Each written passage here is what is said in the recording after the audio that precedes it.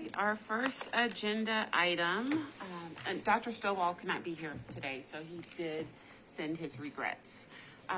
Our first agenda item, do we have public comments on or community voice? Okay, so our first agenda item, public comment, we do not have anyone that signed up, nor do we have anyone that signed up for agenda item number 2, community voices.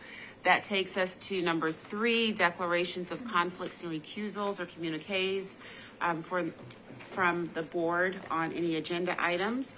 Are there any declarations? No? All right, thank you. That takes us to number 4, deliberation of December 11 meeting minutes. When ready, I will entertain a motion. Make a motion to approve as it is. Motion made by Dr. Ziegler. Second. Seconded by Dr. Griffin. Is there any discussion?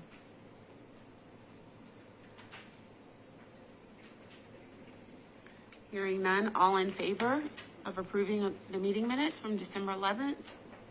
Any opposed? Okay, motion carries. Thank you. Next, we have a presentation of the finance budget overview. Mr. Jim Diamond.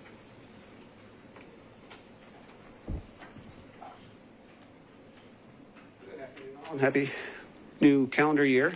And is this in our packet? This is not in your packet. I'm not going to say this was thrown together today, but we had the mayor's budget kickoff meeting yesterday afternoon. So this will all be new information, and I'll ask Ms. Talia to send it all to you electronically. Okay, we might need to go back and forth just because it's just hard to anchor on just without having anything in the packet. So I understand. Yeah. We just got most of this information yesterday afternoon beginning at 2 o'clock. So I'll do the best I can. I'll talk as slowly as I can. We'll go back. We'll go forward. I've got arrows going both ways. So whatever you need, we'll do. So, again, we just had the mayor's budget kickoff meeting yesterday afternoon with the finance department.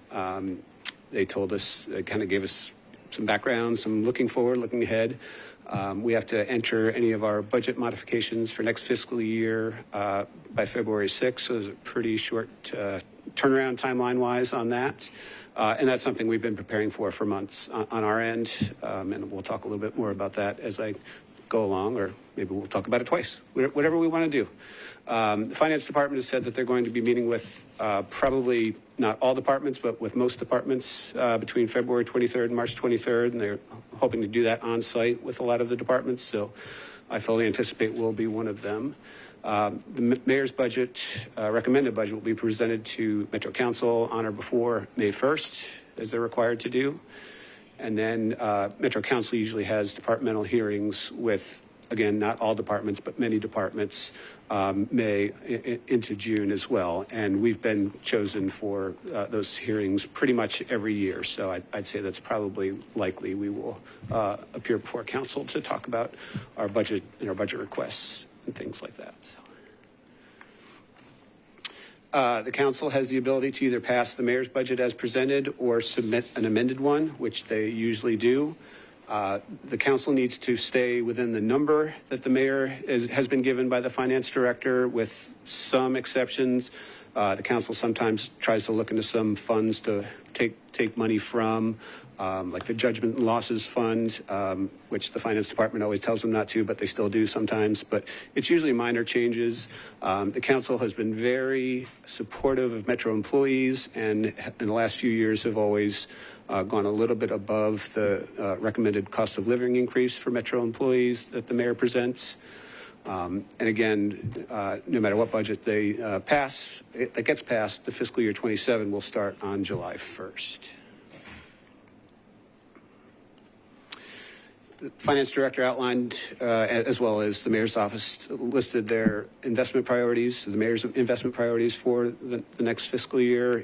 One is fiscal discipline, meeting continuity of service needs, and they specifically mentioned pay for Metro employees, so that's always a welcome sign for us. And there are existing contractual obligations that carry increases. The health department has some of those as well, so those do pull a lot of funds right off the top. furthering customer service, and I know that's something that Dr. Ariola has stressed since his interview for this position and just about every day since he's been in it, on our focus to customer service within the health department, but that's a mayoral priority as well. And then develop capabilities in those three specific areas that they mentioned: safety and justice, transportation, and affordable and unified housing. And any improvements have to come with an impact statement on how they, basically we're trying to sell ourselves to the mayor to include in his budget. And all of them need to be tied to one or more of those priorities. And then they listed the performance, impact, efficiency, and resiliency as things that will be considered. And obviously those are all things that we will continue to include in any of our requests as well.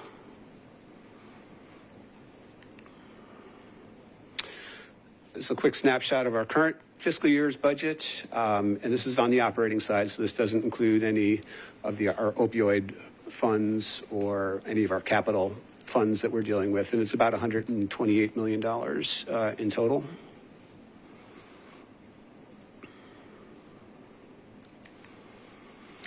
And these next two graphs, I think most of you have seen this. I included them from my previous presentation a few months ago, and I didn't know Dr. Stovall was going to be not going to be here. But this is the dollar amount of our funding by year, and I know this is tough kind of to read, but it shows you kind of the trends. This is the dollar-wise, and the next one is going to be by percentage.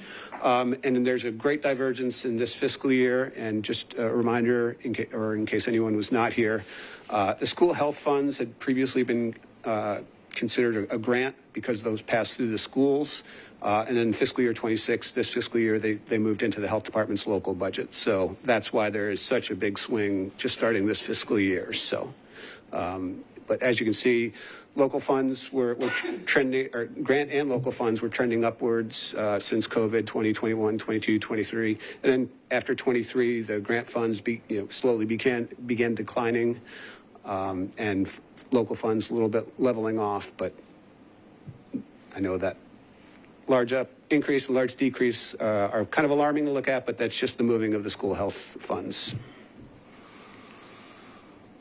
And this basically the same numbers, it's just turned into a percentage-wise of our local budget. So right now we're about 70-30 local grant, as opposed to almost the opposite in years past. So as I said, internally, we've had discussions for months. All the different bureaus have presented and spoken at ELT, and Dr. Ailes has taken all of these under consideration. And this is, again, prior to yesterday's meeting. So these are several of the improvements that are under consideration. Top on the list is some positions in our TB elimination program that I think you're going to be hearing about next. Some nursing positions in an X-ray technician. MAC positions are also going to be included, or likely going to be included with any request. Food and public facilities, as the number of establishments continue to grow in the county, the strain and just stress on our food and public facilities inspectors has increased, and we do feel like we need more to manage the workload. There's some also service increases. The mental health co-op has run the PIC and REACH and mental health crisis center, and they are looking for some increases in services. We're also looking at increasing funding for our doulas. And in a meeting we had, almost a mid-year meeting we had with the finance department, we spoke to them about how most of our grant funding is stagnant, yet we have increases in salaries every year. And it's impossible to do the same level of service with the same level of funding constantly. So we spoke with the finance director and members of her team and asked if Metro could possibly be willing to supplement some of our grant funds. And they seemed receptive at the time. We'll see how that goes going forward. But and I mentioned the contractual increases. We have several that do have increases tied to them. Our electronic health record, our occupational health program, and correctional health and medical examiner contracts all have increases built into them. So those are all funds that the mayor's office and the finance director will have to include in next year's budget. Oh, go ahead. Sure, no. No, go ahead. Are you, I'll go when you're finished with I that think slide. that might be all I have. Yeah, that's all I have. So going back to that, the contractual increases, Yes. they're the vendors that are increasing their prices. and so Sure. We're asking, The, is that the how I should contracts have understand that? built-in escalators in them. Okay, So we know what those numbers are, and so, but those go up each year. They have percentage increases built into them as well. Yes. But you're saying this is like pre-approved? Contractual increases are already pre-approved by the mayor or not? Well, I mean, they're contractual obligations, so they need to be included. We haven't seen the mayor's budget or the final budget, but Metro government has committed itself to those increases, so. is that standard, the way that that's done? It is, and it's not, again, it's not just health department. There's contracts all over Metro government that include those increases. And I will say they have been warning us for months, but told us this will be a tight budget year. They had the reappraisal last year and did a large pay plan adjustment for the entire government. So with property tax revenues likely to be flat the next couple of years, they did say that they didn't say don't ask for increases, but they said they will be all considered, but it will be difficult for many to be given. I don't know how many times the finance director said it was going to be tight, but it was probably at least 10. Correct me if I'm wrong, Dr. Ariola. But again, we have to do our best to sell, our requests, our investment requests, and show why they're needed. Some they're more receptive to. If we can show that there's revenues attached with our increased number of food and public facilities establishments, we're likely to get more, those positions funded. I know Metro government doesn't operate on a profit and loss basis, but it's easier to make that statement than maybe something else that doesn't have any other funding tied to it. So, go ahead. So I'm sorry, for the contractual increases, do we have to ask every year, even though they're contractual, or do they automatically? We have to give them the number. Okay. So it is an investment request. Okay. It's not automatic, but we do tell them that it's a contract that Metro has entered into. So, Okay. Yeah. And are the improvement requests that are under consideration, there are 2 slides. Yeah. Are they listed in order of priority for the department? So for instance, if we don't get everything, should we read this as if we definitely want TB elimination, then we want MAC and so forth and so on? I'll let Dr. Aiello. So let me jump in. We will share, the list is a lot longer than this. We will share the Excel file with you, including the premises, but we are required to prioritize them. So which the number one thing again, as we've stated, just like we did with the STIs, TB, just because of the numbers, we've had this year to supplement their budget using our grant aid. And so again, a lot of these things we have discussed with the mayor's office, so they are aware. And so we'll share all of those with you, including the justification for each of those programs, including impact and all of those things. We should work on them by next week and get them ready to you. But it's required to be prioritized. So the way that we have it right now, TB is number one. Then we've got the doula services. I will mention there are other players with the doula services there. And obviously, MAC always attracts a lot of interest. But the what Jim, the next one, next slide, Jim. So what Jim called the grant supplement is also a big piece for reasons we're having to supplement a lot of our grants. So we're asking for a bulk amount of money similar to grant and aid that we get from the state. So we have the flexibility, but we also have a line item for travel also to supplement. So we'll share all of those details with you. So, yeah.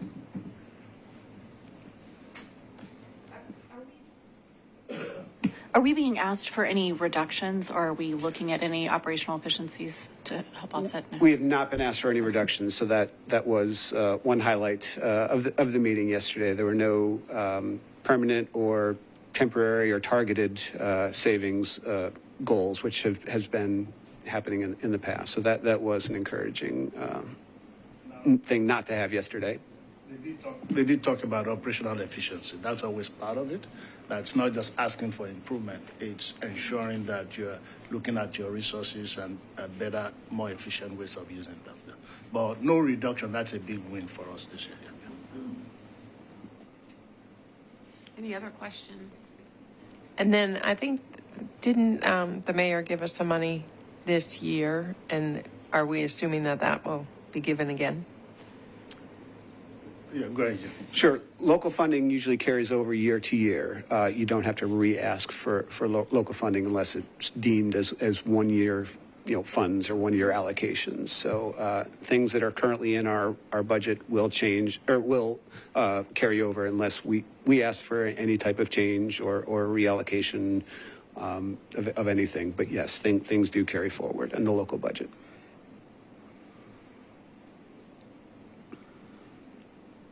Any additional questions?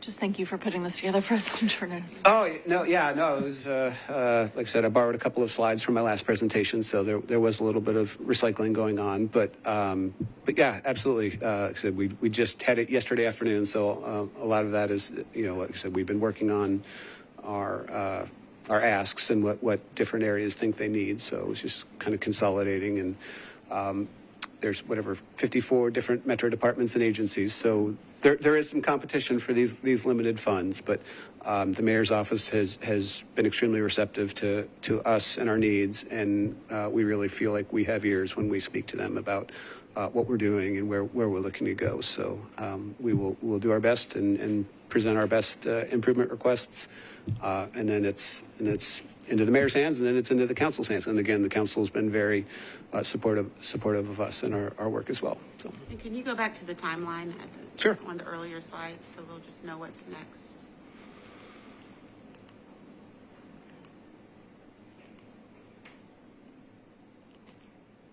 Okay. Sure. So next week they will open up the system, and again, we've done all this with a major transition of. Are you guys on the health announcements about the? Okay. My gosh, transition of systems from our timekeeping and payroll and finance systems, and so yeah, let's hope this goes well. But this has been a very stressful few weeks and months for both the HR staff and our finance staff, who've all done tremendous work. But they will open up the portal for budget improvement requests beginning next week, and we do need to have them in by February 6th. So. And to my colleagues on the board, is everyone comfortable with the information that's been presented, the level of detail? And I know we're going to receive more information over email, but I just know historically that's come up year after year, and so I just want to make sure that we are comfortable with Dr. Ariola and team moving forward as we have seen here. Okay, sounds good. And I was hoping we would have had the memo from the finance director and the mayor sometime today, and it may come, but we haven't seen it yet. And I'll again ask it to be sent to you, so it'll largely be what was included here, because I was and furiously. Dr. Ariola's, in our conversations, you mentioned that everything is pretty much sort of business as usual, except for the considerations that we're asking. And so we've seen that. And so now it's in your hands. So just thank you for that transparency. I appreciate it. Thank you. And I do want to commend our staff. So a lot of those contractual pieces, there was some, points raised last year by some entities we work with that not our fault, no matter how they presented it, but we started very early with those entities, got the numbers. Some of them were just kind of pushing them to mayor's office and finance as we received them, and not having any opinions whether we think they are right or the volume of increases that they are asking. But we started very early this year, and but they made it very clear that improvement is going to be tough this year. So last year we got almost 3.2 million. I don't think we will get anything close to that. And so we have some other very important things that we need. And so this is not suggesting that those are not important. It's just taking into consideration that we're probably going to have to face some of these things just based on the reality. But happy, as always, to provide more information as we get them. Once we have those impact statements, even though the Excel file that we share with you have some of those, but we just want to make them more easier to read and track. We share all of those things with you. But again, there's so many conversations ongoing, so there are no surprises on our side, you or the mayor's office. We'll keep you informed as we go. Thank you, Dr. Ariola, and thank you, Mr. Diamond. Sure. In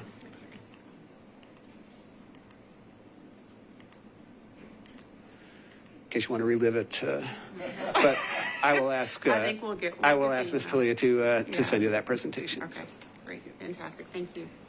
Okay, next on our agenda, we have a presentation on TB elimination by Cook, Turner, and McKay. Welcome. These are new faces to the Board of Health meeting. And could you all introduce yourselves before we get started? I'm Dr. Avis Turner. I'm the TB elimination physician in Suite 100. And I'm Sabrina Cook, and I'm the nurse practitioner and program director in the TB elimination clinic. And I'm Colton McKay. I'm an epidemiologist in the epidemiology division. Okay. Thank you. It's good to have you here. Yeah. So, yeah, we've done introductions. So let's get to the next page. All right, so this is an organizational chart of our program. You can see it looks like a small team. And we have this in our- Yeah, we have the presentation here too. All right, perfect. So this group actually represents about 6 smaller clinics within the TB elimination clinic. So that's TB infection, TB disease, contacts. We've also got our outreach program, parolees, immigration, and also alcohol and drug rehab screenings. So a lot of stuff, a lot of services are provided with this small team. Next slide. And there we are. That was World TB Day last March 24th. All right, so about the TB elimination program. So as I was saying before, some of 6 smaller clinics in one clinic. We provide comprehensive patient-centered services, including screening, diagnosis, treatment, and contact investigations while supporting our patients with directly observed therapy, that's DOT, and also electronic directly observed therapy, this and incentives, behaviors, and also education. All right, next slide. This slide is our funding sources. So you can see our 4 sources there. I would like to give just first a shout out to Dr. Ariola for making TB a focus so that we can bring awareness to this centuries-old deadly infectious disease.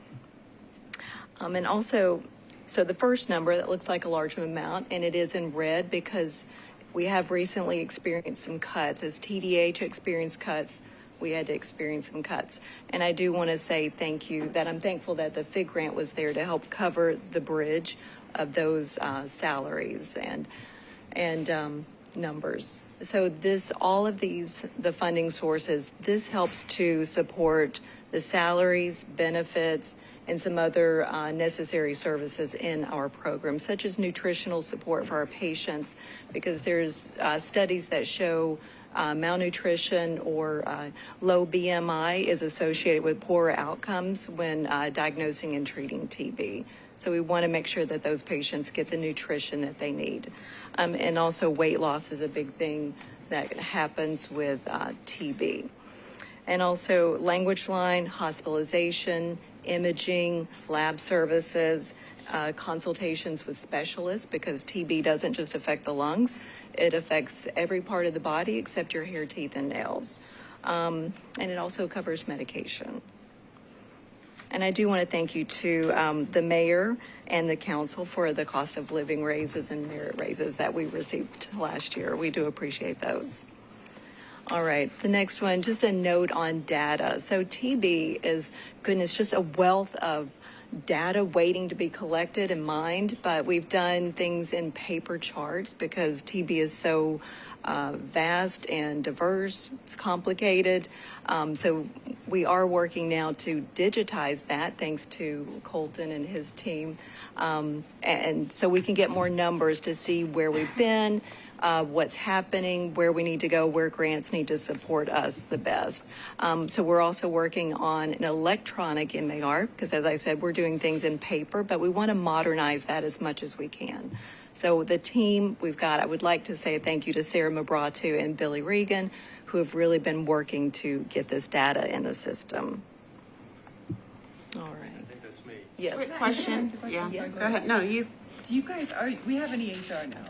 So We do. Okay. Sorry, This is I your didn't entry- mention that. We are we're working having heart in the attacks about that. EHR Okay. as well. Yes, we are working in the EHR as well. Okay. So you're just entering back data, basically? Yes, we're trying to get those years passed and just so it'll give us a wealth of information to see where we've come and where we're going, where we're heading, and what we can do to support the future. Thank you. Yeah, they do a lot of, collect a lot of data, and then submit a lot to the state. There's a lot of data that's on the paper that doesn't get sent to the state. So we have a lot of great information on those paper charts that we're trying to work. How can we integrate, how can we digitize the work today, but also grab some of that other stuff so that we can look at some of the more social factors. So I'm going to talk a little bit about the current state so in 2020, there was a dip in TB rates. And since then, like nationally, so you can see that dotted black line there in the center. You see in 2020 where there's a little dip. We dipped in Davidson County and Tennessee in 2021. And since then, we've been climbing. We've seen an increase nationally at the state level and here in Davidson County. Some of these rates can be volatile due to small case counts, but every case requires some really intense resources for intervention. So, for example, here are total miles traveled by our TB team, mileage claims by the health department. So you can see we had this kind of anomaly in 2017, but since 2020, we've had to go out to do outreach, and we're driving a lot more. And this comes after a total staff reduction. So there's kind of that blurb there at the bottom where you can see that staff reduction. Clinically, TB isn't really changing unless you kind of section out certain periods of time. But you can see over the last 10 years, hospitalization has been largely stable. But in the last 3 years, we're seeing an increase. If you take that into account with the staff reduction, that starts to feel like a lot of resources on our team. And for those that can't see, because writing is small, the total miles is like for 2024 is over 5,000, correct? Miles. Okay. 50. Oh, I can't see. It's hard to see. Okay, thank you for that clarification. Yeah, and so the other thing we looked at was behavioral risk factors. So while TB isn't really changing like the clinical side of things, there's some small changes in drug resistance and extrapulmonary TB. But the biggest thing that we're seeing is this change in our risk factors. You see this trajectory up from 2015 over the last 10 years, where alcohol abuse, intravenous drug use, non-intravenous drug use, and homelessness are all trending way up, and that costs us even more resources, more outreach. And in 2025, we saw that 79% of our cases in that year had at least one of the following: either housing insecurity, a language barrier, some sort of substance use, passive incarceration, or a mental health disorder. So this is a very vulnerable population that is becoming more vulnerable over time. I hand that back to you. Oh, I can do this. Okay, thank you. All right, so this slide just our SWOT analysis. So I won't spend a long time going over all of these, but I do want to point out one of them. We've got a really great resource and educated staff. And I'm sorry some of that is cut off, but we've got staff some that have been there for years and very well versed and knowledgeable about TB. And then we've also got, I can't read it, it's so small here. I've got a lot on there. Which one? That one. Oh, ability to provide testing. Yes. Sorry, a little nervous. Yes, the ability to provide testing treatment. We've been doing this for years, and our team is very knowledgeable and can provide that. And then we also, staff are working on cross-training so that we can step in, because TB it's a deadly infectious disease, and we've had people leave. I've actually interviewed people, and after they've gone through the interview process, decide to not come into TB because it's TB. So keeping staff cross-trained so that they're able to step in when someone is out or when someone leaves, which is what we're at right now. We're also trying to hire where someone has left. Some of our weaknesses are just fear of the government, and then also filling the positions due to the fear of this #1 deadly infectious disease. Our opportunities are possibly facility upgrades with the ventilation, and also maybe ultraviolet germicidal lights. And then we're working on a QR code to provide education, put it in the room so that our patients can, at a glance, just scan the QR code and get TB education in their language. So that's coming. And then some threats. We've had natural disasters. We've actually experienced that a couple of years ago, or last year, where freezing weather and the pipes leaked and we were displaced. And then also natural disasters such as COVID-19 or mpox, where those things come to our clinic first since we have negative pressure rooms. So that pulls from our staff and takes away from TB. Good afternoon. I guess I'm up next. And so what I like to do is just share one case with you that would demonstrate the complexity and complications of treating an individual with not just TB, but other comorbidities. I have chosen the case of a patient, we'll call her BT. She has autoimmune disorder and required treatment for tuberculosis. In her case, her pre-existing condition is rheumatoid arthritis and lupus. So the medications that she takes for that requires a combination of biologics that result in immunosuppression. So that is an additional risk when you have TB, because her immune system is already weakened and she doesn't respond as well to the TB medications. So we have a battle on our hands, to begin with. Practically speaking, this immunosuppression resulted in a very long period of infectiousness for her. Whereas I won't say typical, there's no typical case, but for the most part, an infectious period can last, when they begin treatment, for a week to 2 weeks. She was in respiratory isolation for 6 weeks. That's a very long time, from November 15, 2024 to 12/30/24. So she was in isolation over the Christmas holiday. And so this took a mental toll on her, negatively impacted her finances. She was a working individual, so it took her off her job, disrupted family and personal relationships. So she was basically alone and kind of distraught. So in terms of complications, the medications for her autoimmune condition, they were held for a time so that she could respond better to her TB medications. However, by and by, she developed a flare of her lupus. So we had to put her back on those medications. Now, when this occurred, then she experienced drug-drug interactions with all those drugs, plus just the pill burden of all those pills was quite a bit. So with the drug-drug interactions, we had to go through some what we call drug holidays, where we would stop and restart the medication just so she could handle, her dosing. And so this lengthened her time of treatment for almost a year. The typical length of treatment for TB is from 6 months. If they're non-cavitary, that means having a hole in the lung, or if they're cavitary, it's usually 9 months. In her case, it took a year. In addition, with co-management with her specialist, working hand in hand with the rheumatologist and pulmonologist.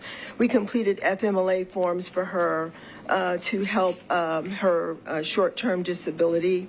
We supplied her with meals, nutritional support, housing support so she could pay her rent. And more frequent check-ins were required from our staff. And so that, is just kind of giving a picture of the complications that she had. Now, and I did talk to her afterwards and to get her perspectives. And she said the most difficult thing, that the isolation was very, very hard on her. She had to take a lot of time off from work. It took a toll on her. She's a more social individual, so being isolated was hard during this period of time. But she did keep in touch with her family. She was really kind of an optimist, all in all. She kept in touch with family and friends by FaceTiming. She also, she did mention about that pill burden was overwhelming. And also the other thing, she said that it was hard to get her appetite going. As Sabrina mentioned, weight loss is one of the things you find in someone with a serious tuberculosis case, and it was hard for her to keep her food down with all those pills, even with antiemetics. She said her Zofran only helped her like 50% of the time. Other perspectives, what made things better for her, she said she was really encouraged by our outreach workers. She said they were very supportive of her and encouraged her to take time to heal, and just encouraged her that she was going to make it through this. Sometimes when people are in the middle of taking all those medications, it seems like they're going to never get out, because it's, one step forward and two steps backwards, in terms of adjusting the dosages and, just getting things right on task. But she said they told them to hang in there. She found a Facebook support group on her own of people that had TB.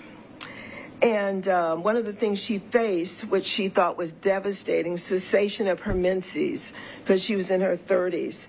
But she found another young woman who experienced the same thing but got through it, and so that encouraged her a lot. Now, there is an organization out there that, going through some of these things that we found, the National TB Coalition of America. They have a group called We Are TB, and they provide a support group. It's an official support group. So we can, utilize that more in the future. Overall, BT said that she had a good experience, and she appreciated the team effort from MPHD and finding all the ways to make her feel better. Going forward, she has become more active. During this past spring, she got involved in miniature golf, became a lot more active. And this fall, she said that she got involved in a new activity. It's a dance group, exercise dance group called Extreme Hip Hop Steps. And so she's motivated to enjoy life, and she's come to the end of her treatment and has done very well. And the next time we'll see her is to follow up for a repeat chest x-ray, and then she'll have to follow up with her pulmonologist, because having such a severe case, unfortunately, she does have bronchiectasis, which is a chronic inflammatory disorder of the lung, and more than likely she's going to be facing some complications in the future. So that's our case. And there's the team also, another view. Yes, I did. It's okay, just to provide context. Thank you all, by the way. These are shortened version of the presentation. So the one they presented to us a lot more. We're,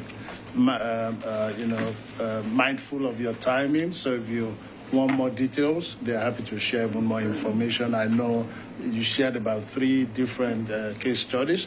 But what we, beyond the numbers, beyond the review of the strategies, beyond the modernization of the data and putting the right structure in place, which was our goal, we also wanted people to know the stories behind the numbers, the works behind the numbers, the amount of effort that we have to go as staff, keeping up with treatments and sometimes housing people so they are not spreading infectious diseases, providing food and other support there. So for every single one of these, the amount of time they even spend tracking patients down. So the numbers are what they are, is the work behind it that we want to be sure that we're telling the stories also. What's the number, like the ratio of either caseworkers to active cases or nurses to active cases? Do you know? Ratio, I would say it doesn't seem like a large number. So we had 35 cases. We logged that last year, and currently we really have one TB disease nurse. We've got an agency nurse filling in. We've got 2 TBI that we're working to cross-train them. So you can see that percentage is, there's a lot of patients on each of their case. I would say they probably have about 17 cases. And those take up, as Colton was explaining, and Dr. Turner, a lot of just they're labor intensive with the documentation, calling, using language line, working to fit those social barriers, with food boxes, and, driving to find them because work is a priority. You've got to make a living every day, living paycheck to paycheck. And so trying to meet them where they are out in the field to give them their DOT medication. And we are working to utilize more electronic DOT to help those patients be more adherent and end TB. That's the goal one of these days. One thing I like to say is that 35 doesn't really represent everybody that we see, because there's what we call persons of, we don't say interest, but individuals that have to be worked up because it looks like they have tuberculosis. And then sometimes we'll work up a person and find out they have an NTM, a non-tubercular mycobacterium. That still takes the same time frame to work those patients up to find out they have one that is not needed to be direct observed therapy, but they can be treated outpatient with their physician. And sometimes you have people with, they have TB as well as non-tuberculosis. Now, the non-tuberculosis it needs to be treated as well. It is still dangerous and can result in morbidity and mortality. So there's a lot of, other cases that don't quite fit the mold, but that we've had to deal with throughout the year. And then you have people that come in and they abscond, they leave, they will run to another state out of the county, and then we just lose them to follow-up. So there's a lot more work than just what we're presenting here. A great question. I'm just curious, the case that you just presented, for example, where was she isolated for 6 weeks? Was she in her own home? In her own home. Okay, so for individuals that might have roommates or something of that nature, what happens? What are some of the... There's lots of different scenarios. For those who will be responsible and who will cooperate, they can isolate in their home. You can just imagine that once they've been identified, those people have already been exposed. And so we'll work those people up, and some of them will have TB infection, which is treated. It becomes, very challenging. For those who are unhoused, then more finances are needed to house those people in like a motel situation because they have nowhere to stay until they become non-infectious. And so there's lots of different scenarios there as well. I guess for each case, you also have to test a lot of people around them and all that. And that's the whole TB elimination strategy. I mean, could you just say a few words about that and how that's going and how far a ring you do, and is that contact tracing? Yeah.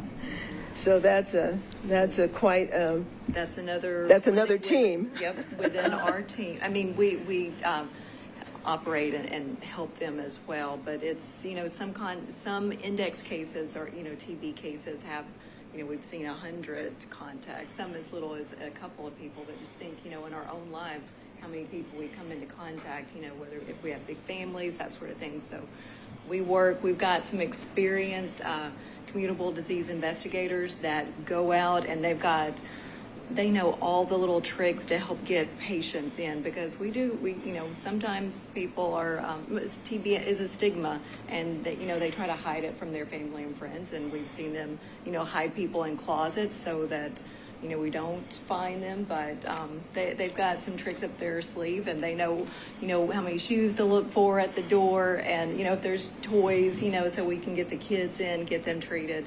But we are actively working on every contact investigation. Every person gets their own contact investigation. And at some point, it would be great to see those data, like the percent of contacts that are positive and what. So yeah, it sounds like you're working towards that. Yep. And we do work with, initially seeing each of those cases, and we discuss those. And if they're more than 10%, then we extend to the next concentric circle so that we make sure that we get everyone who's been exposed, make sure there's no positives. Yeah. And we work on that to make sure we provide those information. It can get, we've also had to deal with some cases like in school settings which gets tricky, and because of the stigma and those things. So we put those together and make sure we update here.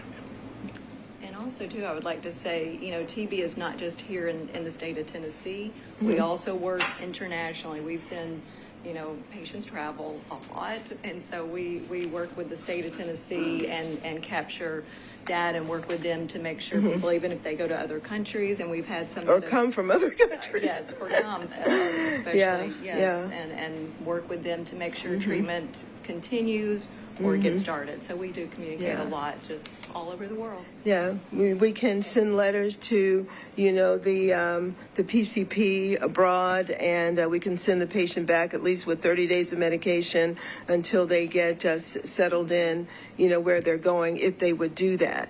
And we have no way of knowing, the outcome of those patients, of course, because sometimes the manner in which they treat TB may not be up to our standards.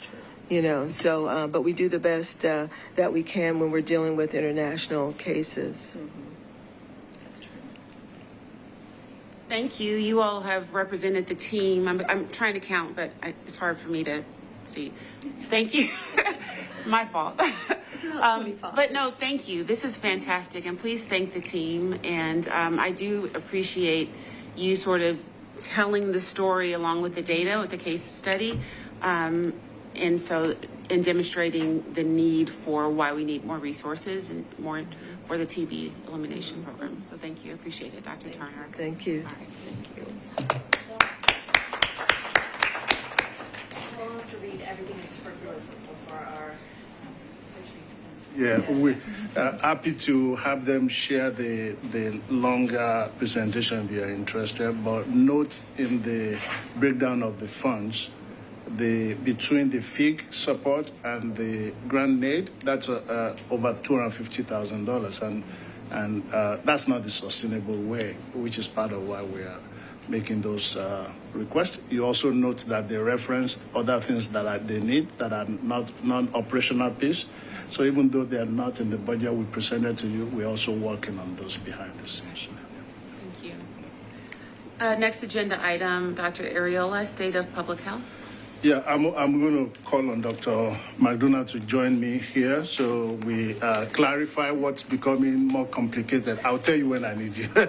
Just like you didn't tell me ahead of time, we talked about that. So right now, I haven't watched the news today, but I guess the first thing is to know that the continuing resolution that there was agreed on towards the end of last year runs out at the end of January. Now, we do know some of our programs like WIC is funded throughout the year, but some are not. So our fingers are crossed. We're monitoring that to see what happens. Today, they are voting on the Affordable Care Act subsidies that expired at the end of December.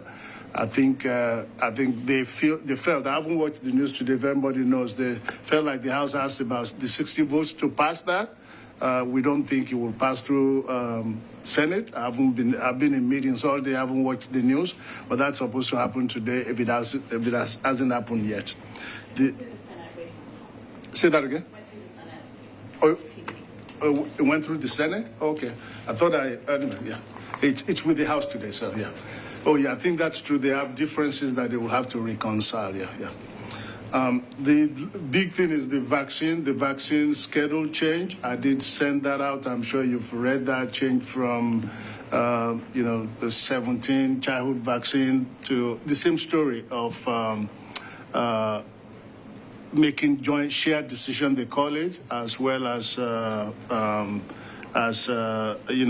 in hepatitis B vaccine, since 1991, we've given the initial dose within 24 hours. So, but that's what I wanted to get into more of the details to talk about. And so we want to be clear about what the changes were.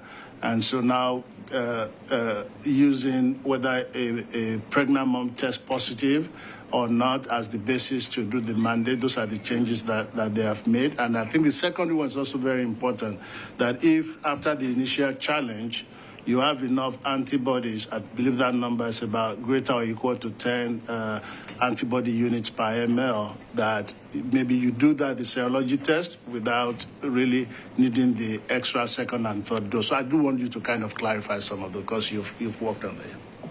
Sure. So I know a lot of folks are very familiar with what's happened over the last couple of months. With the hepatitis B in particular, that was an ACIP, the Committee on Immunization Practices, Advisory Committee on Immunization Practices. That was a decision that they made, and that was discussed at the last board meeting. And so CDC did adopt the birth dose only if a mom is not tested or tests positive for hepatitis B. They did not adopt the recommendation, at least not yet, regarding second and third doses, so how to space that, because there's really not scientific consensus on what is an adequate antibody level and how long does that last. And then Monday, the big press release was Health and Human Services had asked, Secretary Kennedy had asked CDC to revise the recommended immunization schedule and to look at other countries to inform that. And so there was a press release. So the significance of that is that it went around the process of evidence evaluation that we have had long established in this country, to be able to evaluate the United States population and its risk. That is why we've had the ACIP and CDC recommendations that have come from that. So this was a pen sweep revision without reviewing the evidence. The press release said that it was reviewed by NIH and FDA. That was not public. It was not transparent.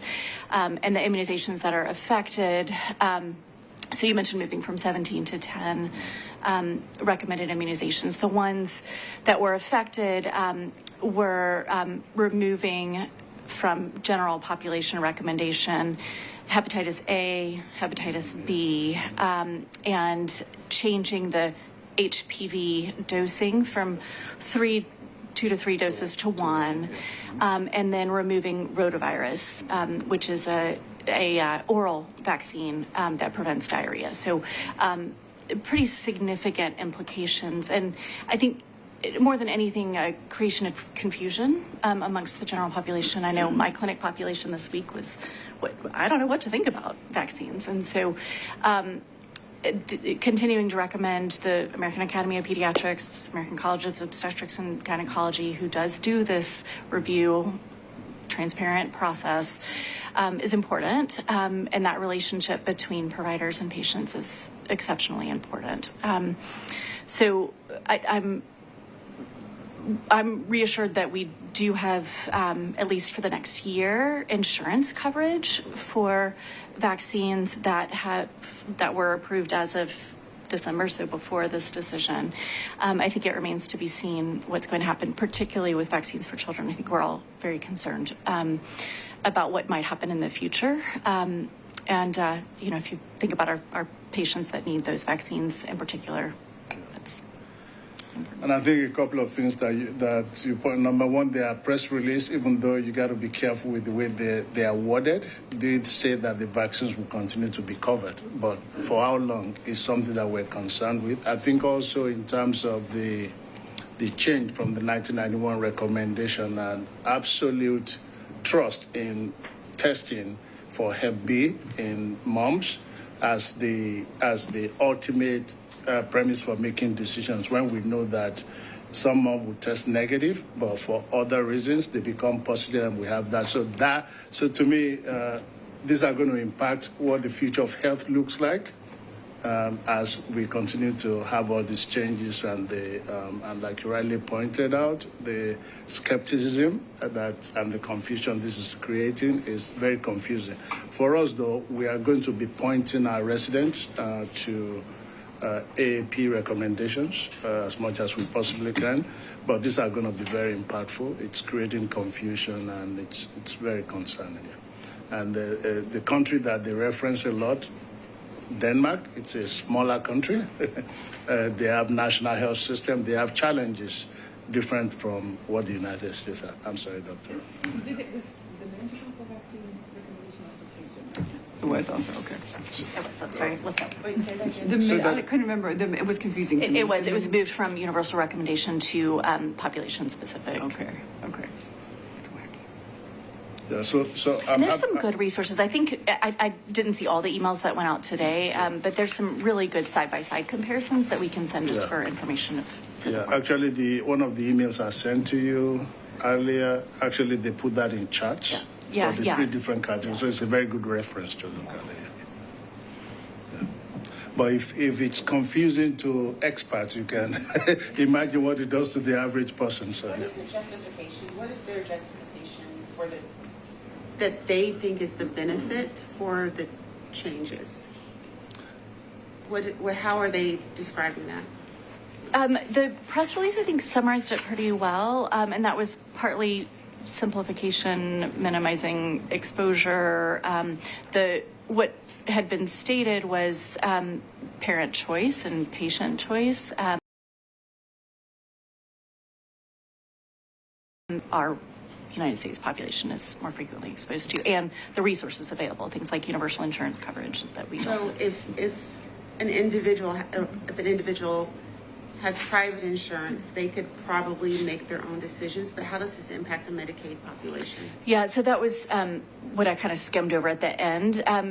There are two things. So there is an organizational body of insurers, AHIP, that met in the fall, winter, that said we will continue to cover for the next year immunizations that are currently on the schedule. Our Medicaid population, so those are covered by VFC, which is what we administer here. That has also that coverage continues for parents that would like, regardless of their risks of their child, if they would like to obtain those vaccines. What remains to be seen is what happens a year from now, and what those decisions will be. And part of just to quote Dr. Hortes, you asked what is the premise. I think the system we had was working. There wasn't any indication of any major problem, so it was more in search of reasoning for what I think is at least in part, a consequence of what happened during COVID, which they referenced in the article also. So.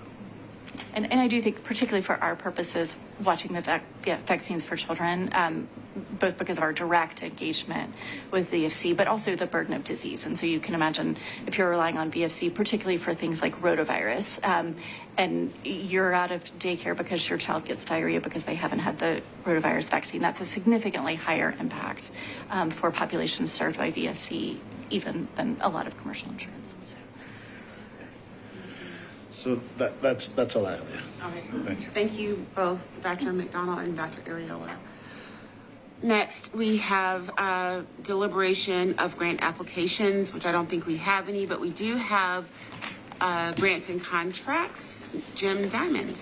Yes, we do not have any applications this month. There were 4 grants and contracts up for your review. Item number 1 is a data use agreement with the state of Tennessee. no funding, just execution plus 3 years and possible 2 one-year renewals. Item number 2 is a donation from the Marjorie Newhall Foundation to MAC, and since it's a donation of $10,000, it will be treated as a grant. Item number 3 is an amendment to the Strong Babies Grant, just changing around some budgetary line items that Ms. Ellen Robb requested. And item number 4 is the next year of A2 foundational funding for the Workforce Development Grant, $843,396. When ready, I'll entertain a motion. Motion made by Dr. McDonald, seconded by Dr. Ziegler. Any discussion?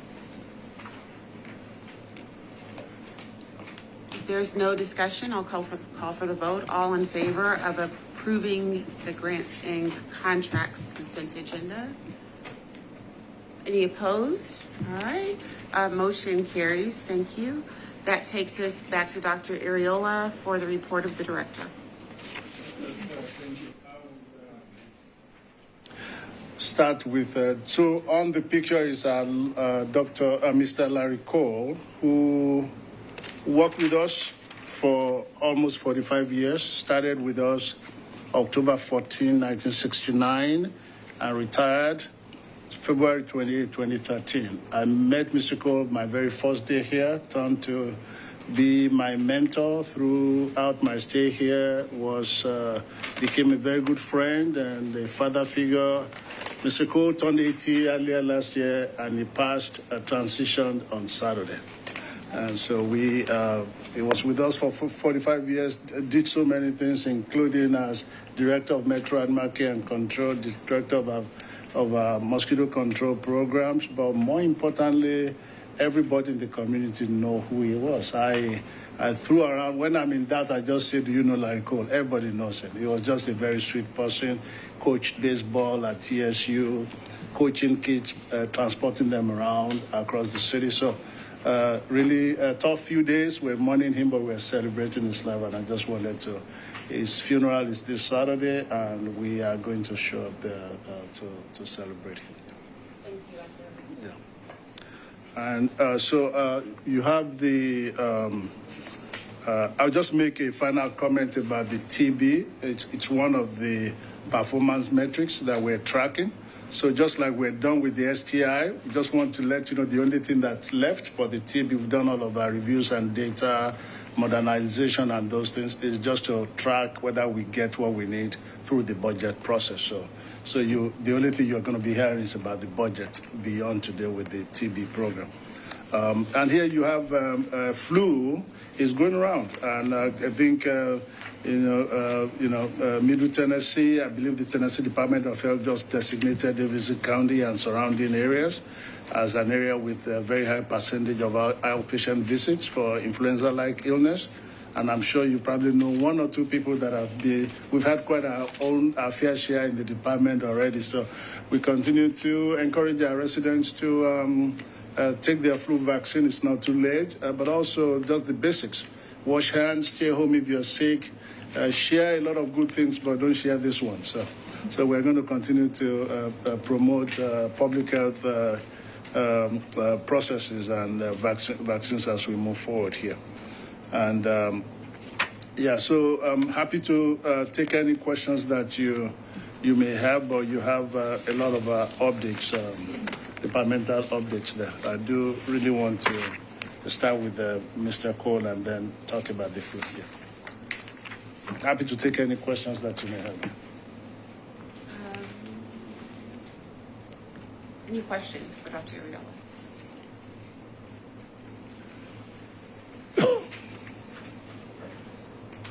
Oh, I'm sorry. A couple of more things. I'm sorry. Since you asked me, I did meet with Council Member Sherry Weiner yesterday. We finally made it happen. I thought it was a very good conversation. I haven't even gotten back to our team. We left budget presentation late yesterday, and today's been so busy.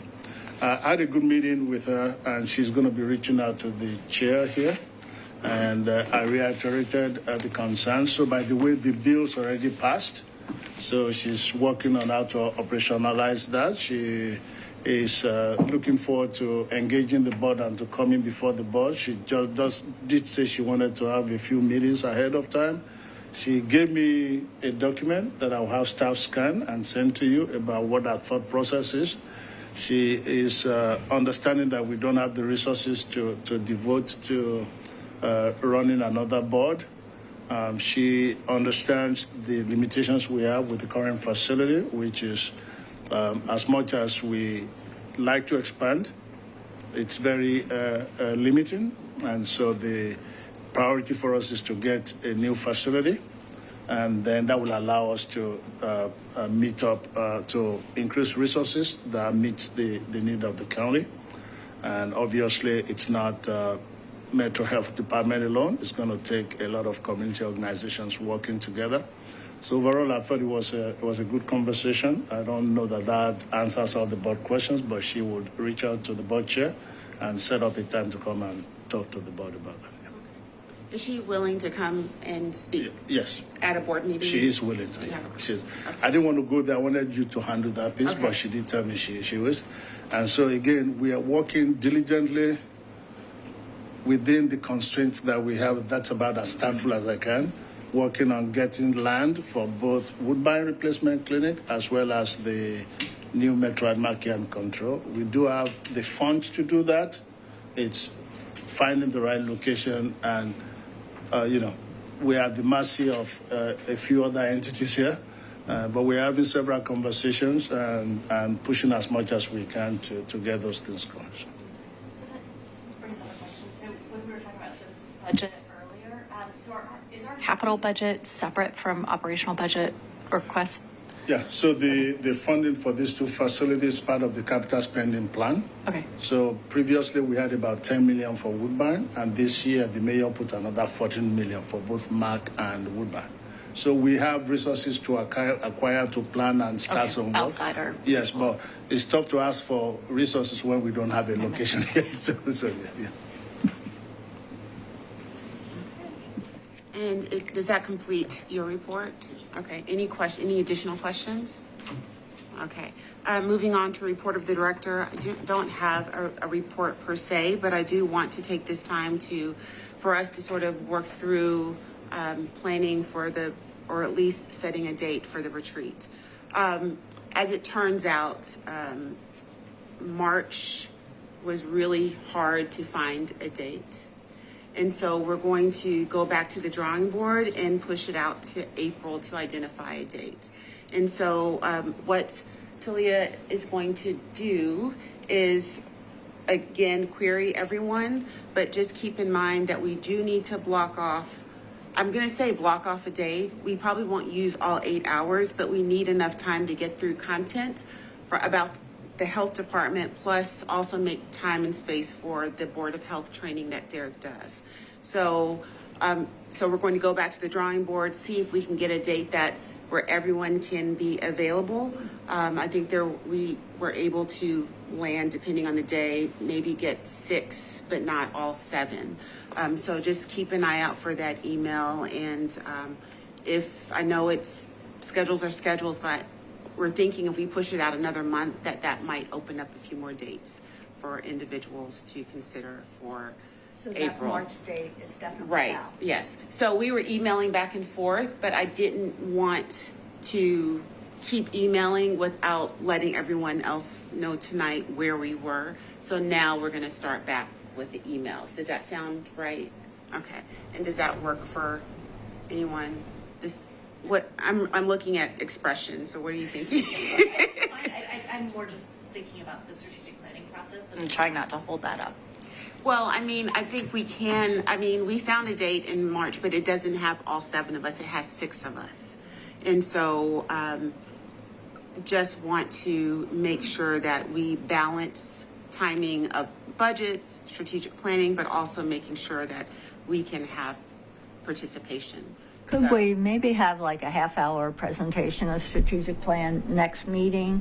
Sometimes so we could talk together and give input and make sure everybody's on the same page. I think that's a good idea. And so if we do push the retreat out to April, then that means that we should consider making sure we have our board meeting in the month of March, although MNPS spring break or school spring breaks, it's not just MNPS. I know a lot of us are in that boat.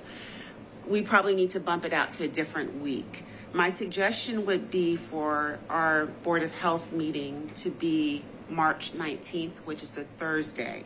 Or we could work to find another date in the month of March that will accommodate the board and ELT. And then we can also have that space for the strategic planning conversation as well. We do that in Presentation. February. I don't, well, could we do that in February? We can do that. The goal is to get input from the board. We've already had some conversations with, so February is fine for strategy planning. Okay, so we need to make sure that we have, so the February meeting, it might be a longer meeting, not too much longer, hopefully, but just keep that in mind. We still need to have our board meeting in March, and then April, we're looking to have the retreat. And if we have the retreat in March, I want to be considerate of everyone's time, so we probably will not have our standing meeting. And instead, we'll have the retreat. We won't vote on anything, but I'm just thinking about timing for people's work schedules. How does that sound to everyone? Okay, so stay tuned stay on the lookout for additional set of emails for scheduling. Thank you for making this easier. Appreciate it. All right, that's all I have, and that will take us to new business. Board requests of the department and departmental requests of the board. I'll allow everyone a moment to review. And Dr. Ariola, if there's anything that you want to draw attention to, please do so.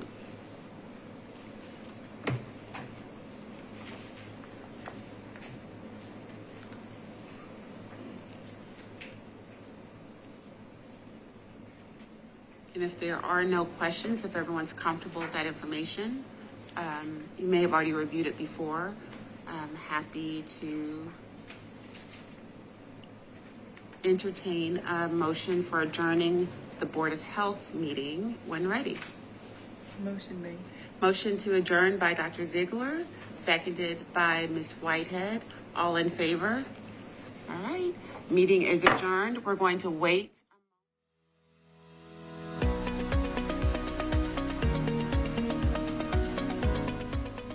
This has been a service of the Metro Nashville Network. If you would like to see this presentation again, or for more information on this and other programs, visit nashville.gov.